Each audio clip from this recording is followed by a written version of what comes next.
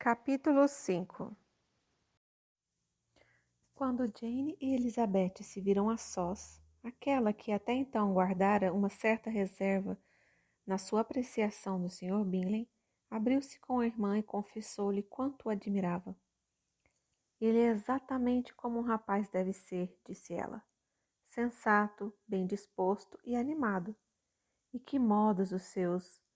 Tão simples e revelando uma boa educação a toda a prova. E é bonito, replicou Elizabeth, o que também é importante para qualquer rapaz que se preza. E assim se completa sua personalidade. Senti-me muito lisonjeada quando pela segunda vez me veio pedir para dançar. Não esperava tal elogio. Não esperavas? Fiquei eu por ti. Mas é essa uma das diferenças entre nós. Os elogios apanham-te sempre de surpresa, enquanto a mim nunca. Que querias de mais natural, senão exatamente o que ele fez? Ele não é cego e, com certeza, viu que tu eras 5 vezes mais bonita que qualquer outra na sala. Não é às suas boas maneiras que o deves. Bom, ele é, de fato, simpático, e dou-te licença para gostares dele.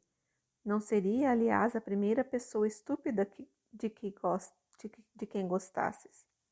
Querida Lizzie, oh, sabes, o que tu tens é uma capacidade ampla demais para gostares das pessoas em geral. Nunca vês mal em ninguém. Todo mundo é bom e agradável aos teus olhos. Nunca na minha vida tive que te criticar um ser humano. É que procuro sempre não me precipitar no juízo que faço das outras pessoas, mas digo sempre o que penso.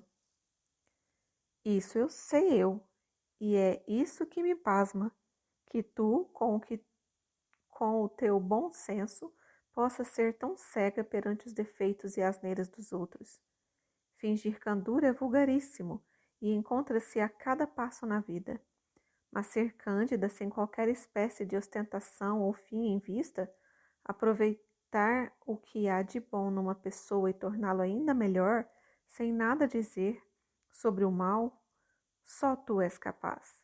E sendo assim, também te agradaram as irmãs dele, não? Na maneira de ser, parecem pouco com ele. Tens razão, mas só a princípio. Uma vez faladas, tornaram-se bastante agradáveis. A menina Bingley vem viver com o irmão e governar-lhe a casa. E ou eu me engano muito, ou vamos ter nela uma vizinha encantadora. Elizabeth ouviu em silêncio, mas não ficou convencida. A atitude delas no baile não correspondia exatamente àquela que seria de esperar de alguém que desejasse agradar. Dotada de um sentido de observação mais vivo e de um temperamento menos dócil do que a irmã, além de um espírito crítico e impessoal, demais para se deixar arrastar por simpatias, ela sentia-se pouco disposta a acolhê-las de braços abertos. Eram, de fato, umas senhoras muito delicadas, capazes quer de uma certa vivacidade quando divertidas, quer de se mostrarem agradáveis quando bem o entendiam, mas no fundo não passavam de umas orgulhosas e presumidas. Indiscutivelmente bonitas, educadas, num dos principais colégios particulares da capital, na posse de uma fortuna de 20.000 libras e no hábito de gastar mais do que o necessário e de se darem com a melhor sociedade. Não admirava que se sentissem inclinadas a pensar o melhor de si mesmas, em detrimento dos outros.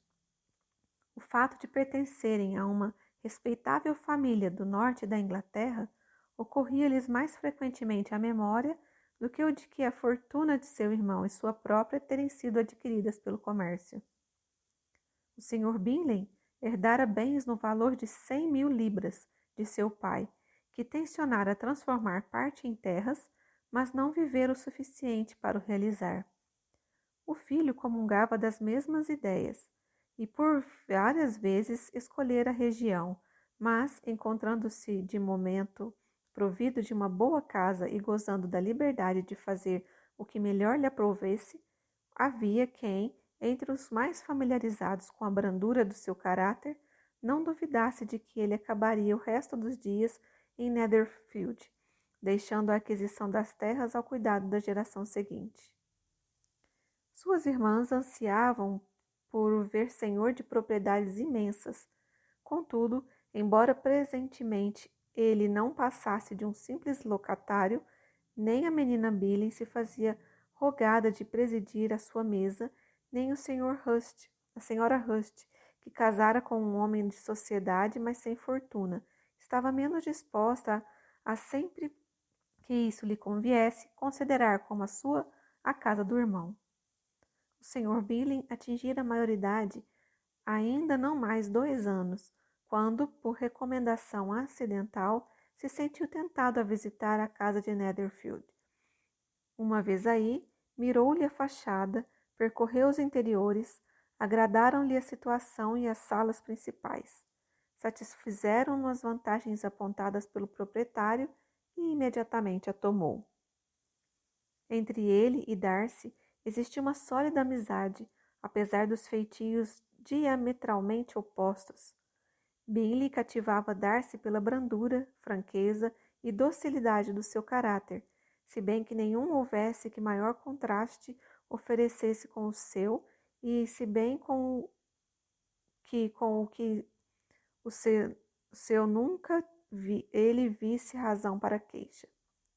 Na estima de Darcy, tinha Bingley uma confiança inabalável e do seu juízo a mais elevada opinião. Em inteligência, Darcy superava-o. Bingley não era de modo algum deficiente, mas Darcy era esperto. Era simultaneamente arrogante, retraído e difícil de contentar, e os seus modos, apesar de delicados, não atraíam. Neste capítulo, o amigo levava-lhe a palma. Bingley, onde quer que aparecesse, tinha certeza de agradar, enquanto Darcy estava continuamente ofendendo. O modo como falaram da festa no clube de Meryton era suficientemente característico de cada um. Bingley nunca na vida encontrara pessoas tão agradáveis, nem raparigas mais bonitas. Todos tinham sido de uma bondade e atenção extremas para com ele. Não houvera qualquer espécie de formalidades e depressa se sentira familiarizado com toda a sala. E quanto à menina Bennet, não concebia anjo mais belo. Darcy, pelo contrário, apenas vira um grupo de gente que a beleza era pouca elegância nula, em que por nenhum sentira o mais pequeno interesse, e de nenhum recebera quer atenção ou prazer. Quanto à menina Bennet, reconhecia-lhe a beleza, embora achasse que ela sorria demais. A senhora Hurst e a irmã, nesse ponto, concordaram com ele, não deixando, no entanto, de a admirar e simpatizar com ela, declarando-a um amor de rapariga, e com a qual não se importariam de se dar mais intimamente. Perante tal elogio, o irmão sentiu-se autorizado no futuro a pensar nela como bem entendesse.